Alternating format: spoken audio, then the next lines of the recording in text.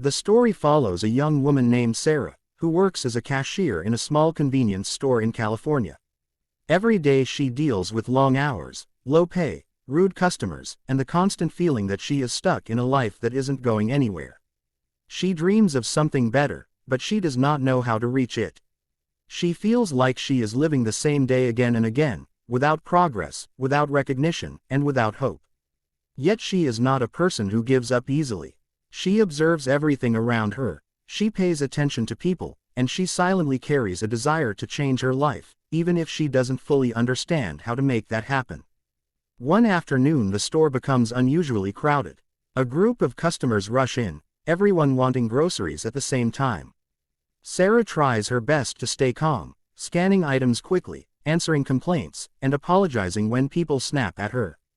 Among the chaos, a young man named Lucas suddenly collapses on the floor. People panic. Some step back, others pull out their phones to record, but no one knows what to do. Sarah instantly jumps into action. She runs to Lucas, checks if he is breathing, and finds that he is barely conscious. She calls 911 and tries to keep him awake by talking to him. Her voice shakes, but she stays beside him until the ambulance arrives. She holds his hand, telling him he's going to be okay. Her heart is racing, but she refuses to let fear stop her. When the paramedics arrive, they tell Sarah that she saved Lucas's life by acting fast. But as the ambulance drives away, she returns quietly to her counter, feeling something shift inside her. She realizes she wants to help people, not just stand behind a register. She feels a spark, tiny but powerful, telling her that she is meant for something more. Still, the next morning life goes back to routine. Customers complain, her boss scolds her for being slow, and she feels the same weight pushing her down. But the moment with Lucas keeps replaying in her mind. She wonders why no one else helped. Why is everyone so disconnected? Why did she feel so responsible for a stranger? These thoughts stay with her day after day. A week later, she unexpectedly receives a visit from Lucas. He walks into the store with a smile and a bandage on his arm. He thanks her for saving his life and says he has been thinking a lot about their encounter. He explains that moments like these show how important it is for people to be able to call for help quickly, especially when they are alone. Sarah shares that she feels frustrated working at the store and wants to do something meaningful. Lucas tells her he is building a new safety app designed to get fast help to people in emergencies with just one tap. But he is struggling because he doesn't understand real-life problems people face during emergencies. He needs insight from someone who has lived through them. Instead of money, he offers Sarah a chance to join his project. Not as a technical expert, because she isn't one, but as someone who understands human behavior. Sarah hesitates. She thinks she isn't smart enough, she has never worked on a project like this, and she has no experience. But Lucas insists that she has something more important: instinct, empathy, and courage. These are qualities that cannot be taught. After several nights of thinking, she decides to take the risk. She quits her job, despite her boss telling her she is making the biggest mistake of her life. Working on the project is not easy. Sarah struggles to learn the basics of how apps work. She makes mistakes. She feels embarrassed in meetings.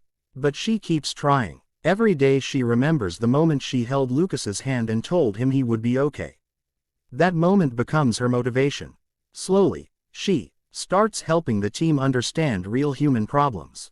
She explains how ordinary people react during emergencies, how fear affects decision-making, and what a person actually needs when they don't have time to think.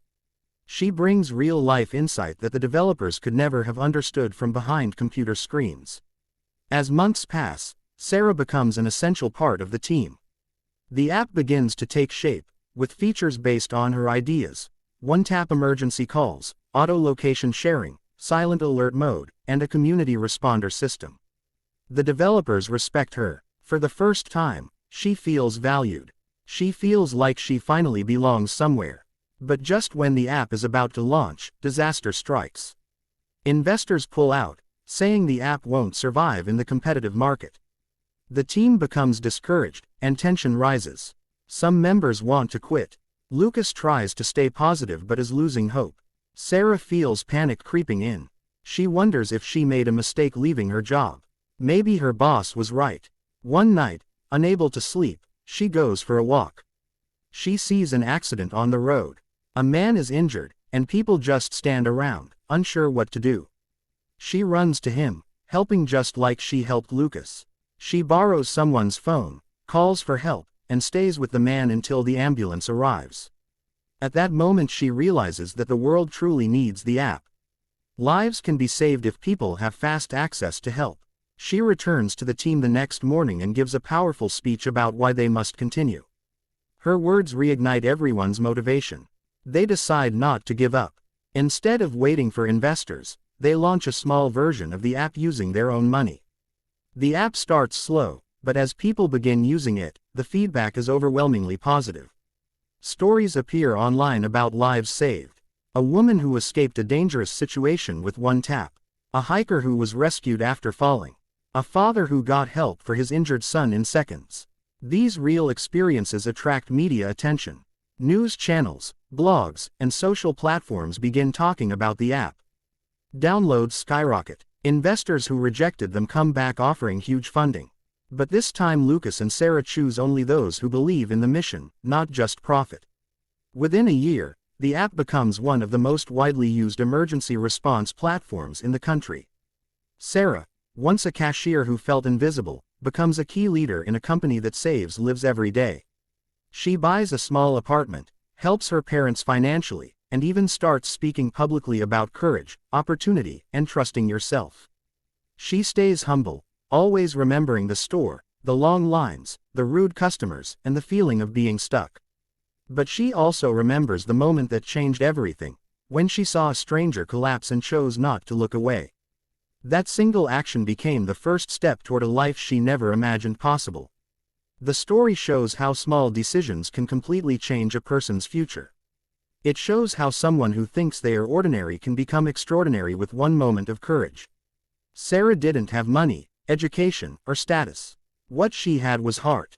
And sometimes heart is enough to open doors that once looked impossible. The explanation highlights how the story is ultimately about bravery, empathy, sacrifice, and the power of believing in yourself when no one else does.